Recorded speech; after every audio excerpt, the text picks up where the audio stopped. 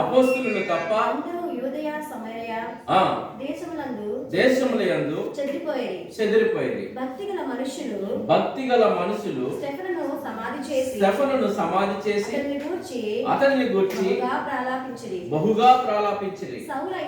సౌలైతే ఇంటింటా చొచ్చి పురుషులను స్త్రీలను చెరసాలలో వేయించి సంఘమును పాడు చేయుచుండెను. కాబట్టి చెదిరిపోయిన వారు సువార్త వాక్యము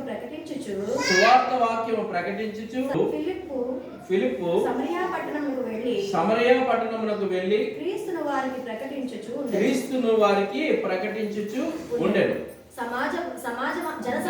జన సమూహములు విని ఫిలిప్పు చేసిన సూచక క్రియలను చూసినందున అతడు చెప్పిన మాటల యందు ఏక మనసుతో లక్ష్యముంచగా అనేకులను పట్టిన అపవిత్రాత్మలు పెద్ద కేకలు వేసి వారిని వదిలి పోయేను. పక్షవాయువు గల వారును కుంటివారును అనేకులు స్వస్థత పొందిరి.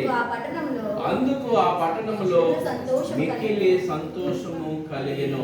తండ్రి, కృపగల యేసయ్యానికి వందనాలు, స్తుతులు, స్తోత్రాలు. నీ కృపలో అయినా మీరు మాకు ఇచ్చిన వాక్య భాగాన్ని బట్టి నీకు స్తోత్రాలయ్యా. ఈ వాక్య భాగాన్ని వివరించుకుంటుండగా మీ దయగల కళ్ళను నుంచి నడిపించి మీ నామాన్ని మహిమ తెచ్చుకోమని ఇక నేను వచ్చిన మా అధ్యాయం వెంబడి అధ్యాయం నాయన మేము వెళ్తూ ఉంటుండగా మీరే పరిశుద్ధాత్మ దేవం మీకు కార్యం చేయండి.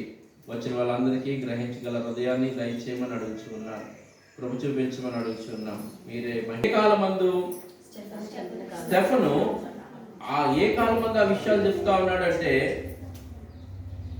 అక్కడ మనం చూస్తున్నప్పుడు ఈ యొక్క అధ్యాయాలు 6-7 అధ్యాయాలు 8, 6, 7 అధ్యాయాలు దగ్గర సంబంధాలు కలిగి ఉంటాయి. ఇవి మొదటి దాంట్లోనేమో స్టెఫచారకులు నేను కూడా వంట చేయడం కంటే వాళ్ళు ఉంటారు 6వ అధ్యాయంలో. 7వ అధ్యాయంలో స్టెఫను సుదీర్ఘ 8వ అధ్యాయంలోకి వచ్చినప్పుడు ఇక్కడ మనకి కనిపించేది ఏంటంటే ఫిలిప్పు సమరయలో బోధించుట. ఫిలిప్ ఏం చేశాడు? సమరయలో బోధించడానికి